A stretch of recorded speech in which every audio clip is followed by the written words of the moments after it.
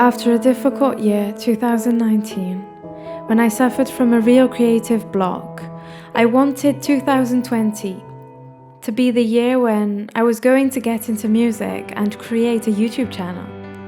But above all, it was going to be a magical year because my boyfriend, who I'd been with for 2 years, was going to give himself a year off to settle in with me and make music.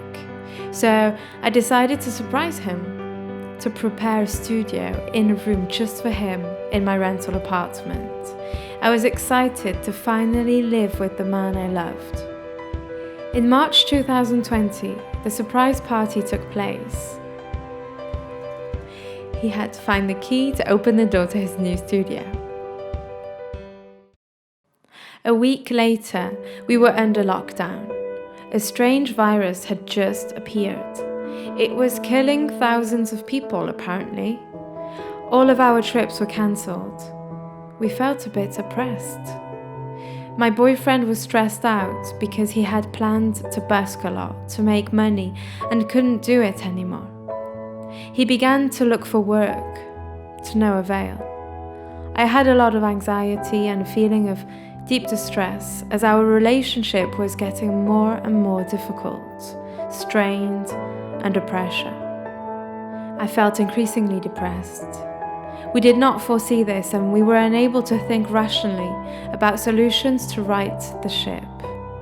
At the end of July, he packed his boxes and left, saying he might come back. Might. I was so in love that I was sure it would never end. I was sure that he too didn't want this to end and that he cared too much about us, our project, our complicity. On August 11th, 2020, I received the message that would make me dive into a state of deep depression. He was breaking it up. He would never come back again. He would never come home again.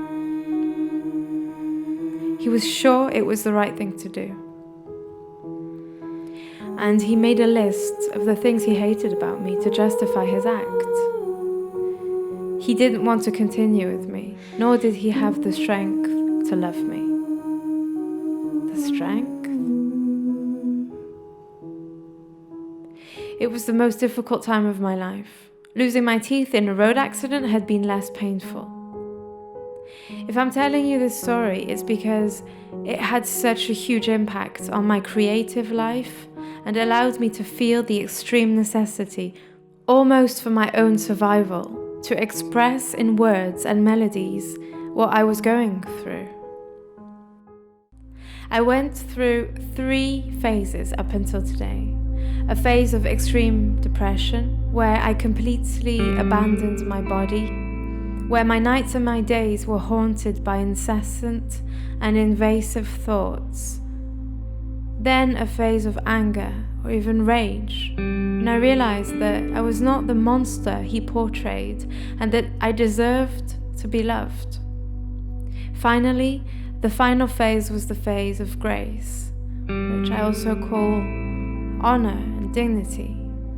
I had the wisdom to say that we had lived a beautiful story, that I did not want hatred but love to win.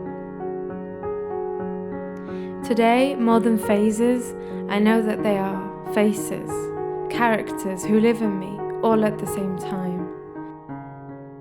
I'm using this breakup today to work on 3 EPs, which will be the reflection of my passage from darkness to light. I have finally found peace, seeing that I'm capable of loving, of working, of giving. I know a bit more about myself and what I expect from a loving relationship. Support, security, communication skills and resilience during a crisis. 2 miracles happened. Carolina, my new flatmate, appeared out of the blue after the breakup. She was a breath of happiness, mutual understanding, and wisdom for me. She is a woman of exceptional rarity, who gives people the courage to believe in their dreams and who has real consideration for others. She even became my camera woman and my Christopher Nolan. And then, of course, the creativity, the expression, which gave me the exceptional power to reconstruct meaning in my life, with my will to create, to sublimate my suffering, and reconstruct my emotions into an artistic form.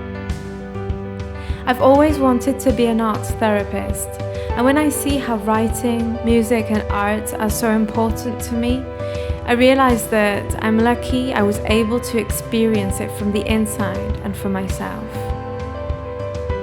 My year ends with a little fragility, but I feel stronger, wanting to make my life a journey, an exploration of life itself, having confidence in my heart, my joy, and my artistic flair. As the grey clouds unfold above our heads, as the scar reattaches the skin and alleviates the pain, suffering passes. And not only does it pass, it offers a possibility for life, light, and love to show their true meaning and their true strength. Out of darkness comes light. Believe me, I have just returned.